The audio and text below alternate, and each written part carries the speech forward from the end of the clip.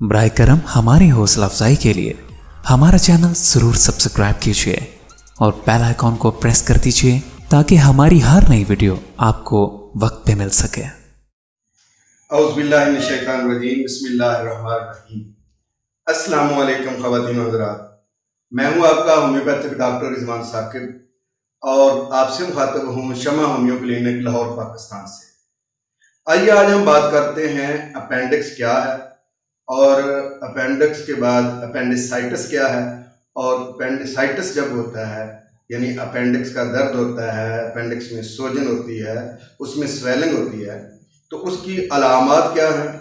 Diagnosing کیسے کیا جا سکتا ہے، تشخیص کیسے ہوتی ہے کہ یہ آیا اپینڈکس ہی ہے، یا اس کے علاوہ کوئی کڈنی پین ہے یا کوئی گیسٹرک پین ہے یا کوئی اور علامت ہے یا کوئی اور مسئلہ ہے۔ اور اس کے علاوہ یہ کہ ڈائگنوزنگ کے بعد اس کی وجوہات کیا ہوتی ہیں اور اس کا علاج کیا ہے۔ تو آئیے سب سے پہلے تو میں بتاتا ہوں کہ اپینڈکس کیا چیز ہے۔ اس کی اگر پیچھے ہم ہسٹری میں جائیں تو اس کے بارے میں بہت ساری تھیریز ہیں۔ کچھ لوگ تو یہ کہتے ہیں کہ یہ ارتقاء کے ساتھ ساتھ جو ہے نا، اس کا اپینڈکس کا جو فوائد تھے یا فنکشن تھا یا جو اس کا جسم کے اندر کام تھا وہ ختم ہو گیا ہے۔ اسی لیے جاپان کے اندر جو ہے بچے کے پیدا ہوتے ہی اپینڈکس کو ریموو کر دیا جاتا ہے۔ تو سب سے پہلی چیز تو یہ ہے کہ اپینڈکس جو ہے یہ بڑی آنت اور چھوٹی آنت کے درمیان میں جہاں پہ یہ دونوں آپس میں ملتی ہیں، وہاں پہ ایک لمبی سی ایک نالی ہوتی ہے جس کو ہم 3 انچ سے لے کر 4 انچ تک ہو سکتی ہے، اور وہ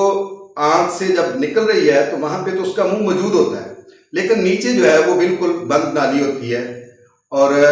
نیچے اس کا کوئی راستہ نہیں ہوتا ہے کہ وہاں سے اس کا وہ جو چیز ہے کوئی چیز نکلے اور آگے چلی جائے یا خارج ہو جائے۔ اب یہ ہے کہ یہ جو نالی ہے اس کو ورم زائدہ اس وقت کہتے ہیں جب اس کے اندر سویلنگ یا سوجن آ جاتی ہے۔ میں بات کر رہا تھا اس کی تاریخ کے حوالے سے کہ یہ اس کی اپینڈکس کے بارے میں لوگوں کے کیا کیا خیالات ہیں یا کیا کیا اس کے بارے میں نظریات ہیں۔ تو وہ یہ ہے کہ سب سے پہلے اس کو جب لوگوں نے یہ کہا تو وہ یہ کہتے تھے کہ بھی جیسے انسان بھی جانوروں کی طرح ہی، جیسے جانور گھاس پھوس کھاتے ہیں اور چارہ کھاتے ہیں، اسی طرح سے انسان بھی جب سویلائزڈ نہیں ہوا تھا تو اس وقت وہ بھی یہ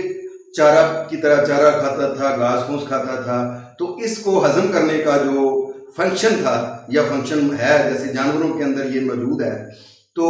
یہ اس چارے کو ہضم کرنے کا میں یہ معاون ثابت ہوتی تھی۔ تو اب یہ ظاہر ہے ہمارا جو اسٹمک ہے اس کے اندر بہت ساری ایسے آرگنز ہیں، بہت ساری ایسے انزائمز ہیں، بہت ساری ایسے جو پارٹس ہیں اس کے جن کا مختلف چیزوں کو ہضم کرنے میں بہت بڑا کردار ہے، اور انتڑیوں کے اندر بھی، کولون کے اندر بھی فضلہ کے خارج ہونے سے پہلے وہ بہت ساری چیزیں سک ہو کر جو ہے نا وہ خون کے اندر شامل ہو جاتی ہیں جن چیزوں کی ضرورت انسانی جسم کو ہوتی ہے۔ تو ان کے بارے میں بھی یہی تھا کہ یہ جو ہماری جو اس کو کہتے ہیں اپینڈکس ہے تو یہ اس طرح کا کردار ادا کرتی تھی، لیکن بعد میں آہستہ آہستہ یہ پتہ چلا کہ اس کا اس طرح کا کوئی فنکشن نہیں ہے انسانی جسم کے اندر۔ انسان شروع سے ہی سویلائزڈ ہے اور شروع سے ہی اللہ کی طرف سے دی گئی ہدایات کے مطابق وہ کھاتا ہے، پیتا ہے، رہتا ہے، اور اس نے کبھی بھی جو جانوروں کی طرح اس طرح سے کوئی ایسی چیزیں نہیں کھائی ہیں کہ جس کے لیے اس کی ضرورت ہوتی۔ اب جو ہمارے نئے سائنٹسٹس ہیں انہوں نے جو جدید تحقیق اس کے اوپر کی ہے اس سے یہ چیز ثابت ہوئی ہے کہ اس کے اندر کچھ مفید بیکٹیریاز ہیں جو کچھ چیزوں کو ہضم کرنے میں کردار ادا کرتے ہیں۔ تو اب اپینڈکس کے بارے میں یہ خیال ہے کہ یہ ورم زائدہ نہیں ہے، یہ فضول پیدا کی گئی کوئی نالی نہیں ہے۔ اللہ نے جتنی چیزیں بھی پیدا کی ہیں اس کے اندر کوئی نہ کوئی حکمت موجود ہے، پوری باڈی کے اندر ہر چیز کا کوئی نہ کوئی فنکشن ہے۔ البتہ یہ بات ضرور ہے کہ اگر اپینڈکس کے اندر انفیکشن ہو گئی ہے تو اس کو اگر ریموو کر دیا جائے تو جتنے لوگوں کی وہ ریموو کر دی گئی ہے یا जापान में जितने बच्चों की पैदा होते ही रिमूव कर दी जाती है, उनको पूरी ज़िंदगी में कोई ऐसी कॉम्प्लिकेशन सामने नहीं आती हैं, नज़र नहीं आती हैं कि जिससे ये साबित हो सके कि इसका स्पेसिफिक मखसूस फंक्शन क्या है अपेंडिक्स का। अलबत्ता ये जब फूल जाती है, स्वेल कर जाती है, इन्फेक्शन हो जाती है, तो फिर उसके बाद इसका ऑपरेशन या उसका इलाज ज़रूरी होता है। तो जब ये फूल जाती है तो उसको बाद हम इसको अपेंडिसाइटिस कहते हैं। अब फूलने की क्या अलामात हैं वो मैं आपको डिटेल से बताता हूँ कि जब अपेंडिसाइटिस फूल जाती है तो फिर क्या होता है। सबसे पहले तो इंसान जो है वो कब्ज़ महसूस करता है, और कब्ज़ के साथ ये है कि वॉमिटिंग शुरू हो जाती है। अगली अलामत ये होती हैं, थकान महसूस होती है, बेचैनी होती है, डिप्रेशन होता है, और अगर उसमें इन्फेक्शन फैल गई हो तो फिर बुखार महसूस होना शुरू हो जाता है। फिर एक मखसूस जगह है जहाँ पर ये दर्द होता है, उस राइट साइड पे। मैं आपको बताता चलूँ कि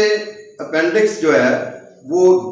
वैसे तो किसी उम्र में भी हो सकता है, ये इसका अपेंडिसाइटिस जो है ये इसके अंदर इन्फेक्शन हो सकती है, क्योंकि इसका असल काज ये है कि ये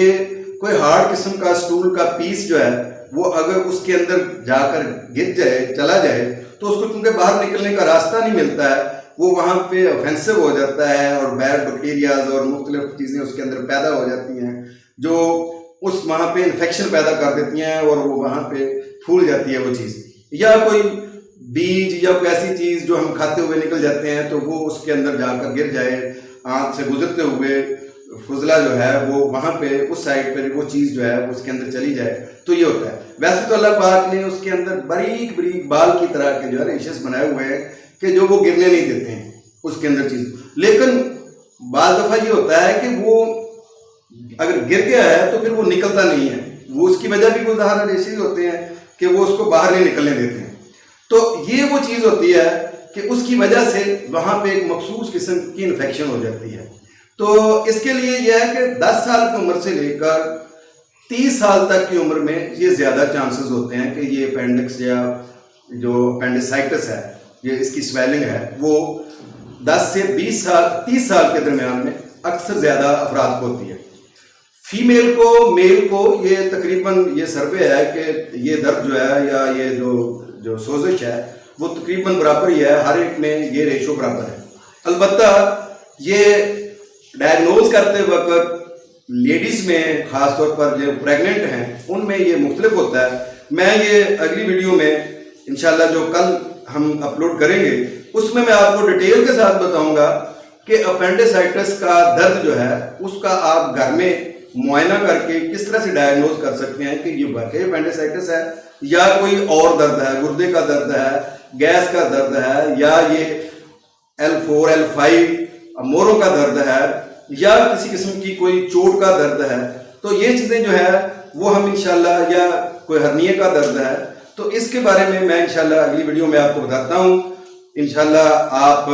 कल इसके बारे में डिटेल से जान सकेंगे कि हम इसको डायग्नोज कैसे करें,